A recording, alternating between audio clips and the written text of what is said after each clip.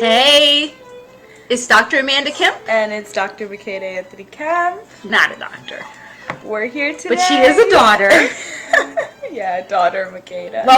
Welcome to Get Your Chocolate On. And today's show we're focusing on... Stereotypes. Stereotypes! In the media, also. Yes. And our favorite non-stereotypical or stereotype busting movies and celebs. Mm-hmm. And I might throw in a book or two because, you know, what's life without books? Honestly. I feel like stereotype busting, it makes you like the movie more. At least for me it does. When it busts down stereotypes. Mm-hmm. Yes, I agree. It just adds some more dimension altogether. And I feel like, honestly, that's something that directors have really been starting to milk nowadays. Maybe. Oh, yeah. Trying to break down stereotypes. Mm-hmm. Yeah. They're starting to realize there's a heavier impact on things when it's deeper. Yeah, when they're not like formulaic and all that kind of stuff. Predictable. Yeah, I'm going to pass you this water. Oh, sorry. Thank you. So, I know some people are already on. Thank you for being on. There are 8 people on. So, give us a comment. Let us know, you know, what you're thinking about, you know. Generally, stereotypes are harmful, but there might be one or two that you like, you know, that you like to play around with, you know. I think we all have a few. I don't mind a strong black woman way to be viewed from time to time. It makes me feel good. It makes me feel capable. Kamala Harris. Okay, she killed it. She did. Oh my God. Everyone, there's so many memes about it because the faces she was making was like what your mama how she looks at you when she knows you're lying, and she's just yes. You want to keep talking? Okay, I'm sorry. Kamala. Oh, I keep saying Kamala. We had this whole conversation. I think everyone in Pennsylvania was saying Kamala, honestly. Oh my gosh, is it a Pennsylvania thing? Right. Well, and I wanted to. I think we're gonna do a whole show on her soon. But you know, we don't only just talk about Beyonce. Yes, there's other superstars out there, right? So, oh my gosh. Okay, so I guess our thing is like, oh look, Jessica Totero, you two are rad. Just was reading reviews of last week's VP debates and feeling down. Your choice of lifting. We gotta stay happy in this household because oh my gosh, because you know things just get heavy so quick. Things do get heavy quick. Okay, we're getting into it now. We're jumping in. Okay, so I picked 3 characters that she's so prepared. Go, Makita, go. Okay. So my first one is from a brand new TV show. It's called The Good Place. I don't know if you've ever heard of it. Oh my gosh, I have heard of it, but I haven't seen it. It's like theoretical. They're in heaven, but it's all, you know, twisted. Lots of twists and turns. But one of the main characters is Chidi Anagonye, and he's like a South African professor. And his biggest struggle in life is like he's very indecisive. He gets stomach aches all the time when he has to make decisions. And it's been like... And I don't know, the way he's just kind of like a nervous, kind of like, what's that word? They're just kind of like skittish. That's the word. Kind of like a skittishy, nervousy guy, but also very smart. And by the end, he had found like this confidence that made him a rather like confident, intellectual man. And it's the whole way through, he was kind of breaking stereotypes. But watching his character development also is like, it was nice, satisfying. Wow. So this is a black South African? Yes. Okay, so what we got to see is a black man as vulnerable, right? And also he's very nerdy. He always had his glasses, holding books. Right, and how many times do we get Africans presented as intellectual, nerdy? Yes. Yeah. I couldn't tell you. Right. And then he goes through a journey and he gets more confident. And he's able to make decisions and still, you know, hold on to all of his intellectualness. Got you. Woolness. His intellectualness. Got you. Okay, I like that. Okay. What's his name? Chidi. Okay. So I just started watching a show. Megan loves The Good Place. Yes. Okay, y'all. Okay. Let's be talking up some good stuff. All right. So I started watching because of Makeda. Mr. Kim's Grocery. Kim's Convenience. Oh, shoot. Kim's Convenience. And she even told me before we started, I don't know why I can't get it down. And this is a sitcom on Netflix about a Korean Canadian grocery store. Like, Yeah. so they're in Toronto, immigrant parents, Canadian born children, and who have friends of various nationalities and issues and, whatever. And what I like about it is the main character, Mr. Kim, he, in some ways, he fits stereotypes. Like, the English he speaks is clearly an English of someone who is, it's not their first language, it's not standard. But he's, what we see in his character is humor, arrogance, smartness, kind of like a really, like a fun father figure. Fun for a boy, maybe. A fun, well, even what I mean is a fun character for us to watch who's a father figure. Yes. True. He has clear faults and he has clear strengths. Yes. And at the end of the day, there's a lot of love in that family. And I think, that makes me feel good. And, I also happen to like learning about other cultures. And I know sitcoms are dangerous places to learn about other cultures. That is a chocolate lab in the background. I'll go take the ball.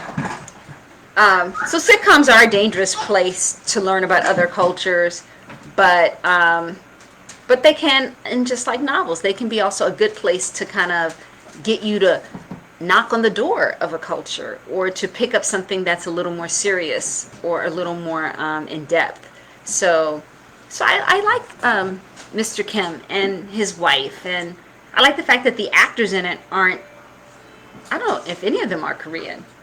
Oh, I don't know, but I would assume so. I feel like that's a pretty popular thing to do now. They're clearly of Asian descent, but, some of the last names look like they could be from other nationality groups. You think so? Other Asian groups. I guess I always assumed that now their directors are trying to make an active effort to, like, put whoever they're trying to represent in the movie, make sure that that person is also, the actor is genuinely from that background. Yeah.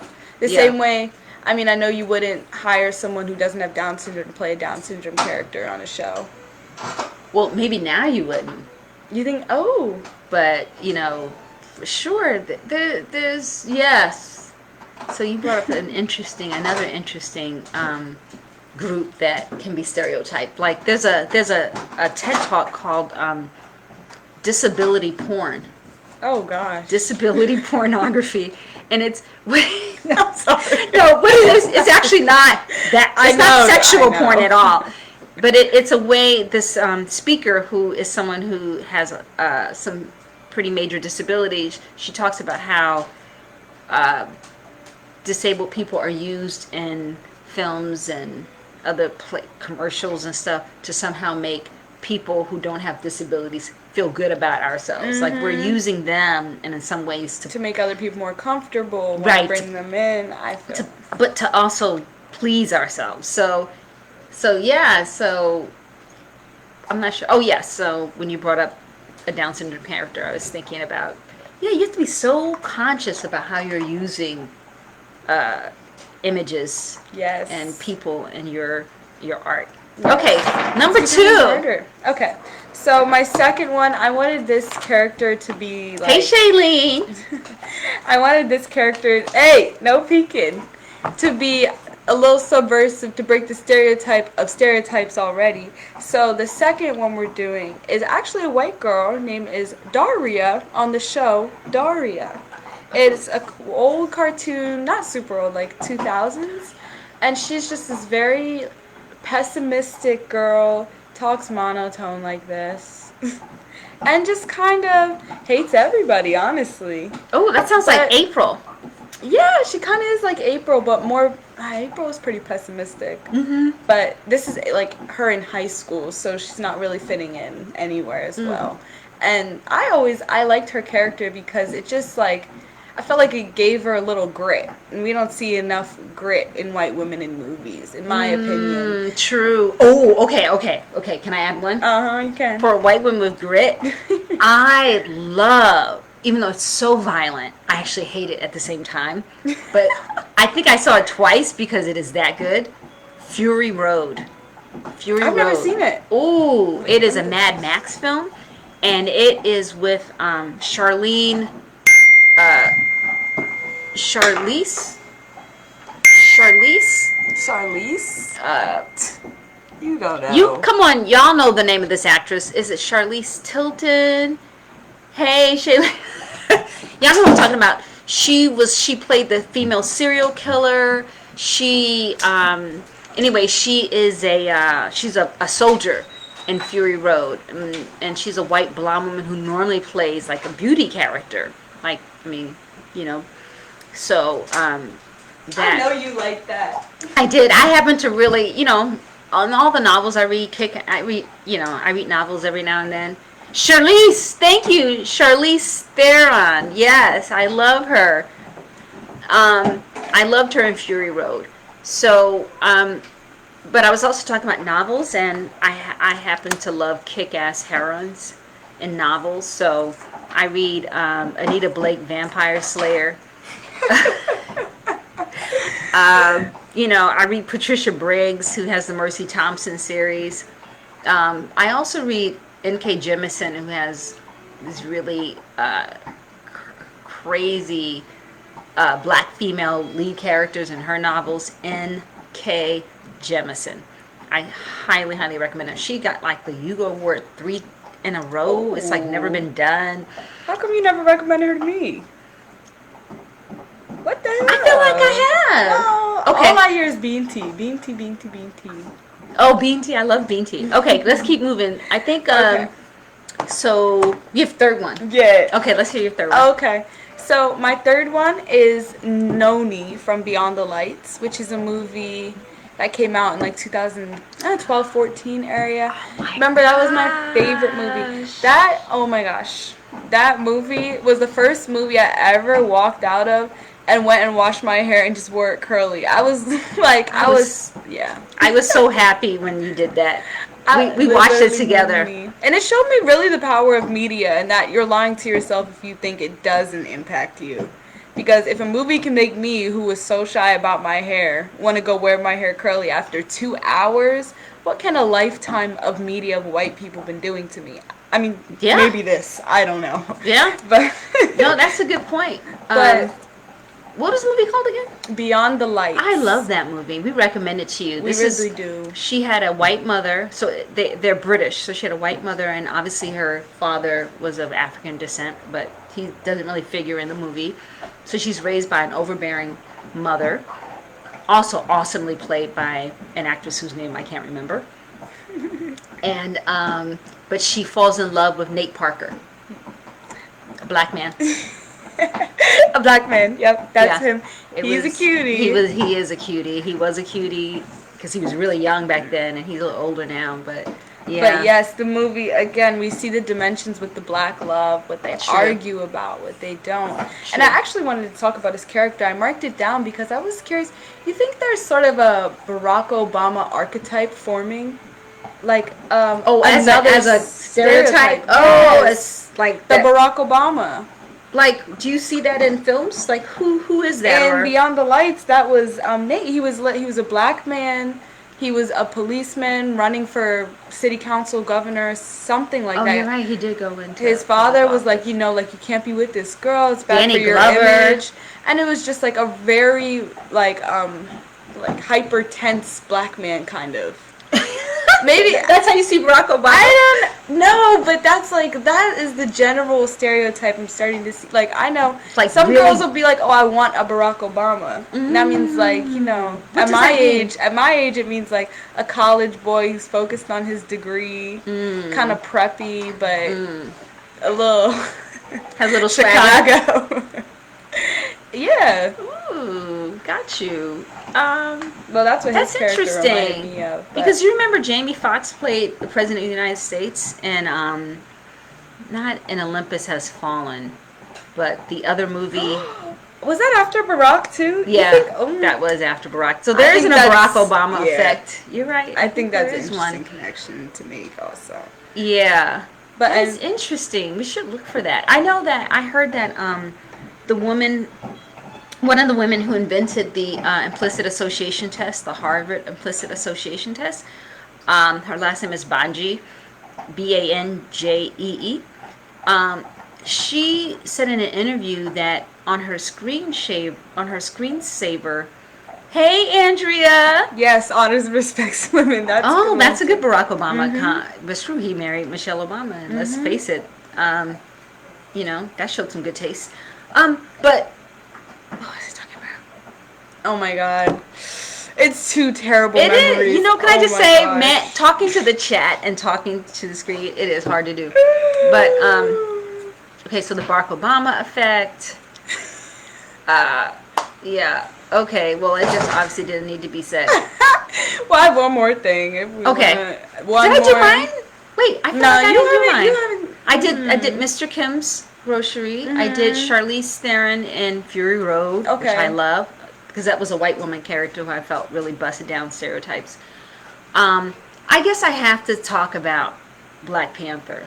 And the reason why I just want to lift up Black Panther for two things. One is that that was one of the first black movies we've seen in a long time where all the major black characters were like brown, Mhm. brown to dark brown to black, maybe. I'm not sure how dark they went. But like my skin color was probably very common in the film. Yes. Whereas your skin color really didn't show up No, in terms not of the major particularly. characters. Mm-mm.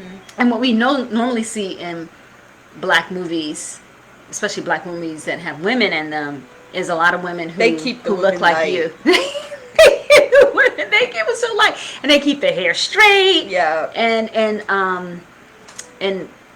Black Panther, the woman who's head of the guard, she had a bald head, Mhm. and my girl from Kenya, who played the love interest of Chad Boswick, who I love so much, and whose name is escaping me right now. She had her hair in a short natural. She didn't have her hair straightened or Uh-huh. long.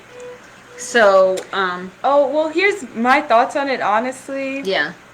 I think, first of all, this movie showed us it was possible. Like, you don't see it often. So when it is out there and in Avengers, which is such a big thing, it's like, okay, that says something. But also, because so much of it, I feel like, was based in Africa or had such an African True. central thing, it was something that maybe Americans let slide by because we didn't associate it with blackness as much as Africanness. Ooh, go girl. Now she's making an interesting distinction. Yeah. And especially when you're outside of Africa, it is two different things, Of course. or it feels like it. Oh, yeah. So, I mean, that's So when you say that, are you saying that we're more likely to have this complex and beautiful world of black people because it was based in Africa than if it had been based in the U.S.? I'm saying it was much more open to being lenient towards darker skin colors. Got you. Of course. And, which I guess it widens the spectrum because we were already in the light-ish area. So yeah, the Right. spectrum gets bigger. But I think they're not going to have Captain America, per se, fall in love with a woman with natural hair that's 4C. That is so bad. I'm just that would speaking be so truth. cool. I really just want to, like, bring that up and it's because you know it. Yeah. Can y'all help me? I don't know why my brain isn't working, but you know what I'm talking about. You were She got the talking- Academy Award for Lupita? Lupita. Oh my gosh. What's Lupita's last name again? Nyong'o. Thank you. Phew, I think I need to go take a nap. You want to get some coffee? Lupita Nyong'o. I do want to get coffee. Okay, but the other thing about Black Panther, besides the fact there were so many brown to black skinned people in it, the other thing about it as a phenomenon was how many black people I saw, or didn't even see, but encountered, who referred to the film as if it was real. Oh, I know! It was kind of crazy. Like, I was on an Yeah. academic website, okay, of women of color, and a black woman on there, she was going on about, difficulties in white academia. And she said something like, she ended it by saying something like Wakanda forever or get my ass to Wakanda. And I was like, because it was a pretty serious, Yes. thing she was saying, and then she ended it with that, and I was like, girl, you know that ain't no. I think there's no Wakanda, right? people are really saying, like, I want to go back to Wakanda. It's just such a big, it's representative of so much for black people. It's like Yeah. a homecoming where we're welcome with open arms. True. Which technically isn't true, but because the movie was sort of portrayed to us that way, it's like, oh yeah, I'm going to Wakanda. Yeah. And all that technology. I mean, Yeah. Wakanda was wealthy, super advanced, very culturally rich. Mm-hmm. Women had interesting position, in it. Yeah, I thought but that was a little shocking to me. I was like, wow, man, our situation sucks. You have people like presumably middle age. She was establishing her career, and I was like, wow. Black Panther was a big deal for us. It was. It really was, and like you said to your point earlier, we really have to keep feeding ourselves. Yes. Feeding ourselves images, films, stories, novels that lift us up, make us feel good. I feel like that's starting to be the theme here in general. I mean, I was already saying Get your last chocolate week, on. come drink some chocolate in, but Oh my gosh, you were. We have to bring a little bit of chocolate to the screen. Hey, Megan. Okay, hold on. Where did it go? It was right there. Ooh. Say something to the people. okay. Hey people. Well, I've been thinking a lot about my college essay I've been writing. I'm trying to transfer schools, and they're saying basically in my personal statement, I'm talking about how some other issues in the world make racism just look like playground bullying. And it's just so unsettling to me. I just don't know where I sit and stand, and it's like, can I even distract myself with things like that when there's literal child soldiers out there? It's just, but that's where my head was at today. I was writing my paper on it. Well, And I haven't written a conclusion because I don't know what the point is. It's like there's no solution. aw. Well, and that does get us back to the issue. So I want everyone to know, is this I'm eating licorice? black licorice because it is so tasty. It's not chocolate, but it's black. There you go. I'll take these. We do have chocolate. Dark chocolate. But, excuse me. I think one of the important things, like when you're doing stuff like learning about child soldiers, or genocide, or the stuff like that, I think it is important to balance it with something that affirms our goodness and the good things that somebody's doing in the world, Yes. the good impact somebody's having, especially somebody black. It's just so hard. I just feel like these are situations that require immediate relief, and they require, but there is none, and that is just so painful. Oh yeah, I hear you, that they're so institutional and embedded in bigger structures that to immediately make it better for somebody is very hard. And to make it better for someone, it requires immediate action. Well, I hope everybody out there is having a little bit of chocolate or black licorice, because